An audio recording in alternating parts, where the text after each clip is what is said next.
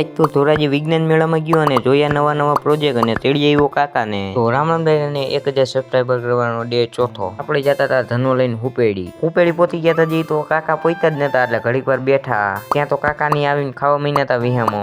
પછી પહોંચી ગયા હતા કાકાને વાડીએ. ત્યાં તો કુંડીમાં પડ્યો તો મોટો ડેટકો. બીજા દિવસે સવારમાં આવી ગયો તો વાડીએ પાણી વારવા. ત્યાં તો અચાનક જ જવાનું થઈ ગયું ધોરાજી. ત્યાં તો સવારમાં ગરમી જેટલી પડી કે ભાદર નદીનું પાણી ગરમ થઈ ગયું. ત્યાં તો ગાડી ભૂખી થઈ ગઈ એટલે પેલા ગાડીને ખવડાવી લીધું. પછી હું ધોરાજી પહોંચી ગયા ચાંદીપણી નિશાળે. કેમ કે અહીંયા વિજ્ઞાન મેળો રાખેલો છે. પછી પેલા લાગી લીધું ટંકોરો મારીને હનુમાન બાપાને પૈગે.